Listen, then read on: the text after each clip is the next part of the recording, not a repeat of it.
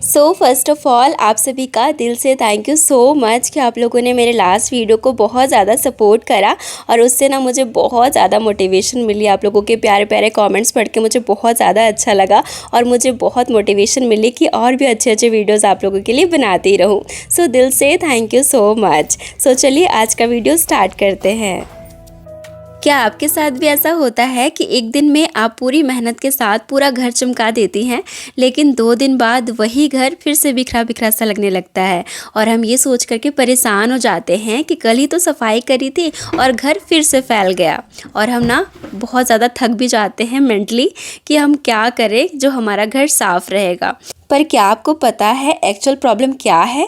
Actual problem सफाई या सफाई करने के तरीके में नहीं होती है, बल्कि प्रॉब्लम है हमारे घर का एक्स्ट्रा सामान, जो कि अनवांटेड सामान हम रखे रहते हैं बहुत संभाल करके, सोच करके कि कभी ना कभी ज़रूर से काम आएंगे। तो आज के इस वीडियो में हम करने वाले हैं घर के 2 बड़े एरिया की डीक्लटरिंग, जहाँ सबसे ज़्यादा एक्स्ट्रा सामान भरते चला जाता है और उसके साथ बहुत सारे ऑर्गेनाइजेशन टिप्स शेयर करूँगी जो आपके काम आने वाले हैं। तो वीडियो के अंत तक ज़रूर से बने रहिएगा। सो चलिए स्टार्ट करते हैं।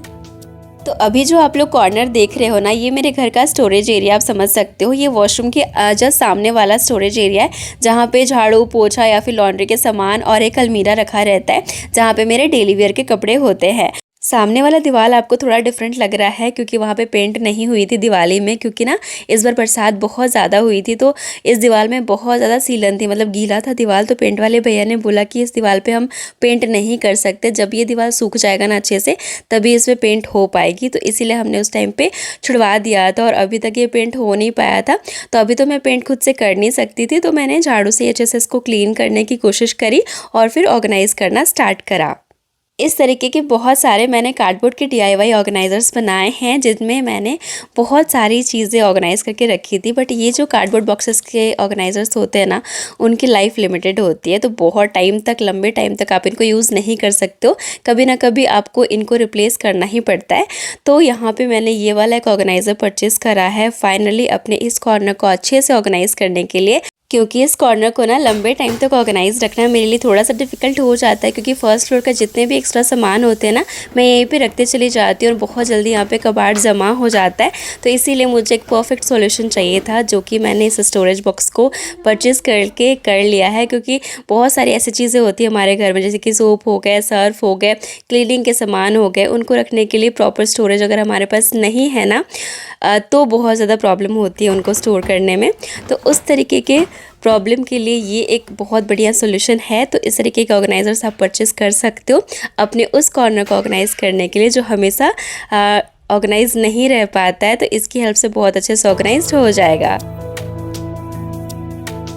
लास्ट वीक ना मेरे मायके में एंगेजमेंट पार्टी थी, उसके लिए मुझे रेडी होना था। तो जब मैं रेडी हो रही थी ना, तो मैंने रियलाइज़ करा कि मेरे बहुत सारे ऐसे सामान हैं जो मुझे मिल नहीं रहे हैं टाइम पे, और उनको ढूंढने में मेरी पूरी ड्रेसिंग टेबल की हालत ख़राब हो गई, सारा सामान इधर उधर हो गया। तो जब आपके सामान आपको टाइम पे मिलने ना लगे ना, तो आपको समझ जाना चाहिए कि यहाँ पे बहुत सारा एक्स्ट्रा सामान भर चुका है, बहुत सारा कबाड़ भर चुका है, बहुत सारी ऐसी चीज़ें हैं जिनकी ज़रूरत आपको नहीं है और आपको यहाँ पे डिक्लटरिंग की ज़रूरत है। मेरी आवाज़ को ना आप लोग थोड़ा सा अवॉइड करना, क्योंकि अभी ना मौसम बहुत ज़्यादा अप एंड डाउन हो रहा है, तो उसकी वजह से ना मुझे कफ़ हो गया है और गले में थोड़ा दर्द भी है। बट फिर भी थोड़ा सा मैंने कोशिश करा और वॉइस ओवर किया, क्योंकि वीडियो अपलोड करने में काफ़ी लेट हो जाता है। तो आज ना मैंने इसीलिए टाइम निकाला और अपने ड्रेसिंग एरिया को अच्छे से अरेंज करने के लिए सोचा, और कुछ चीज़ें भी मैंने परचेज़ करी है, जिसकी हेल्प से मैं अपनी ड्रेसिंग एरिया को अच्छे से ऑर्गेनाइज़ करने वाली हूँ। तो यहाँ पे डिक्लटरिंग मैंने स्टार्ट करा अपने चूड़ियों से, क्योंकि चूड़ियाँ भी बहुत बार ऐसे हम रखे रहते हैं, उनके कलर फेड हो जाते हैं, स्टोन्स निकल जाते हैं, फिर भी उनको हम फेंकते नहीं, क्योंकि हमारा मन नहीं करता है उनको हटाने का, क्योंकि चूड़ियों से ना अलग ही हमारा लगाव होता है।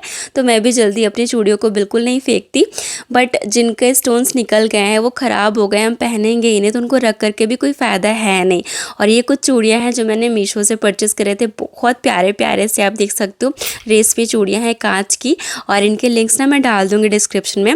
और ये कुछ चूड़ियों के बॉक्स है जो मैंने परचेज़ करा। एक मैंने पहले परचेज़ करा था और 2 मैंने अभी और परचेज़ करा है, जिनमें मैंने अपने सारी चूड़ियों को कुछ इस तरीके से ऑर्गेनाइज़ करके रख दिया है। इनको यूज़ करना रखना बहुत आसान हो जाता है। आप देख सकते हो कितने अच्छे से मेरी सारी चूड़ियाँ इसमें अरेंज हो गई है। कुछ अच्छे चूड़ियाँ थी जो पहने जा सकते थे, उनको ना मैंने अपने हाउस हेल्पर को दिया उसकी माँ के लिए। और कुछ चूड़ियाँ ऐसी है जो बिल्कुल ही ख़राब हो गई थी, उनको मैंने हटा दिया है। तो हटाने का बिल्कुल मन तो होता नहीं है, किसी को देने का भी मन नहीं होता है, बट रख करके भी हम क्या करेंगे, क्योंकि उन्हें हम पहनेंगे ही नहीं। फिर मैंने ड्रेसिंग टेबल के बाकी सामान को भी खाली कर लिया था कुछ इस तरीके से।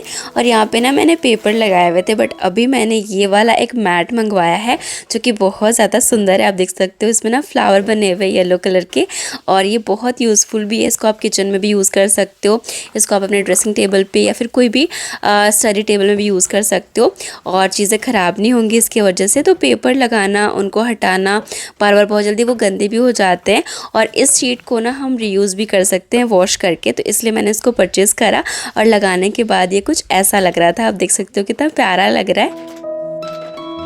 घर को ना साफ़ रखने के 2 तरीके होते हैं, जहाँ पे आप डेली 10 मिनट निकाला करो, और उस टाइम पे जो भी चीज़ें आपको सामने दिख रही है जो आपके यूज़ में बिल्कुल नहीं आने वाली आगे चल करके, उसको आप तुरंत से हटा दो। और दूसरा तरीका ये है कि अगर आपको टाइम नहीं मिलता है डेली बेसिस पे अपने घर पे थोड़ा सा ध्यान देने का, अगर आप वर्किंग वुमेन हो तो आप हर 3 महीने में ये काम कर सकते हो, और उस टाइम पे आप पूरे घर की डिक्लटरिंग एक साथ कर सकते हो। जो भी चीज़ें आपको दिख रही है जहाँ पे, उसको आप हटा सकते हो। तो यहाँ पे ना सबसे पहले मैंने अपने नेल पेंट्स हटाएं, क्योंकि वो भी बहुत जल्दी सूख जाते हैं और उनमें भी हमारा ध्यान कई बार नहीं जाता है। और बहुत सारे ऐसे एक्सपायर्ड प्रोडक्ट्स भी हम रखे रहते हैं जो कि बिल्कुल यूज़ नहीं होने वाले, और उन पर भी हमारा ध्यान नहीं जाता। कुछ खाली डब्बे होते हैं वो भी रखे रह जाते हैं। तो उन सारी चीज़ों को मैंने पहले हटाया यहाँ पे।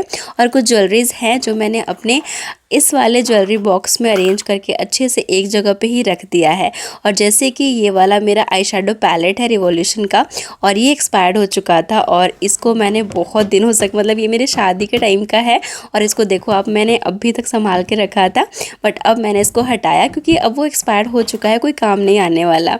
और आप देख सकते हो चूड़ियों के बॉक्स कितने अच्छे लग रहे हैं, कितने अच्छे से सारे चूड़ियाँ मेरी ऑर्गेनाइज हो गई है। और आप लोग पूछ रहे थे ना कि लिपस्टिक की एक्सपायर डेट कैसे पता चलती है। तो लिपस्टिक में ना जहाँ पे शेड्स लिखे होते हैं ना, वहाँ पे उनकी एक्सपायरी डेट भी लिखी होती है। तो वहाँ पे आप क्लियरली देख सकते हो कि आपकी लिपस्टिक कब एक्सपायर्ड होगी।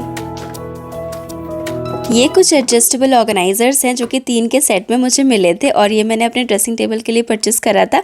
काफ़ी अच्छे से सारी चीज़ें ऑर्गेनाइज्ड रहती है, और एडजस्टेबल है तो कोई भी ड्रॉअर में बहुत ईजिली आ जाती है।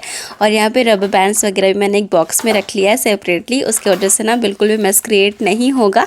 और यहाँ पर आप देख सकते हो कितना सारा यहाँ पे सामान निकला है जो कि बस ऐसे ही पड़ा हुआ था मेरे ड्रेसिंग एरिया में, और बिल्कुल जगह वो उसने घेर करके रखा था, और आज मैंने बिल्कुल क्लियर कर लिया उसको। और ये ना कुछ इस तरीके के रेक्टेंगुलर शेप के बास्केट्स आते हैं जो आप यूज़ कर सकते हो अपने ड्रेसिंग एरिया में, किचन में, और काफ़ी कम स्पेस में बहुत सारी चीज़ों को अच्छे से ऑर्गेनाइज कर सकते हैं इनकी हेल्प से। तो यहाँ पे मैंने इनका यूज़ किया है, और इनको ना आप चार्जर को ऑर्गेनाइज करने के लिए भी यूज़ कर सकते हो, और बहुत कम स्पेस लेते हैं, और बहुत अच्छे से आपकी सारी चीज़ें ऑर्गेनाइज्ड हो जाती है इनमें। ये वाले शीट मैंने परचेज़ करा, और इसको परचेज़ करके मैं बहुत ज़्यादा खुश हो गई, क्योंकि इसके वजह से ना मेरे ड्रेसिंग एरिया का लुक भी चेंज हुआ है, आप देख सकते हो क्लियरली। और यहाँ पे ना मुझे लाइटनिंग की थोड़ी सी नीड थी अपने ड्रेसिंग एरिया में, बट इसकी वजह से ना लग रहा है कि वो भी कमी पूरी हो गई। और कुछ इस तरीके से मैंने अपने ड्रेसिंग एरिया को बहुत अच्छे से ऑर्गेनाइज़ कर लिया। आप लोगों को कैसा लगा मुझे ज़रूर से बताइएगा कॉमेंट सेक्शन में। तो घर की साफ़ सफाई बस झाड़ू और पोछे से नहीं होती है, बल्कि उन सामान को हटाने से होती है जिनकी वजह से हमारा घर भरा भरा लगता है। तो उनको हटा देते हैं ना तो घर में बहुत सारा स्पेस भी बनता है, उसकी वजह से साफ़ सफाई करना ईजी भी हो जाता है। तो इस तरीके से मैंने अपने घर के 2 बड़े कोने को आज डिक्लटर करा, ऑर्गेनाइज करा, और ये करके मुझे बहुत सुकून मिला। तो घर के कामों में सुकून तो मिलता ही है जिसको घर क्लीन करना पसंद है। और दीदी भी आई है, और आज हम लोगों ने शाम में लिट्टी चोखा बनाया। तो जब गेस्ट आते हैं ना घर पे, तो कुछ इस तरीके से किचन का हाल हो ही जाता है। तो हम होम मेकर्स का काम ख़त्म कभी होगा ही नहीं, ये सारी चीज़ें चलते रहती है, घर फैलता रहता है, काम होता रहता है और क्लीनिंग हमें ही करनी पड़ती है, कोई दूसरा करता भी नहीं है। तो आराम से रिलैक्स होकर के मैं ये सारी चीज़ें करती हूँ और आप सबके साथ शेयर भी करती हूँ।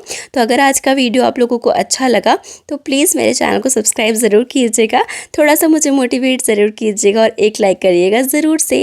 सो जल्द मिलती हूँ एक और इंटरेस्टिंग वीडियो के साथ, तब तक के लिए bye bye, take care and thanks for watching.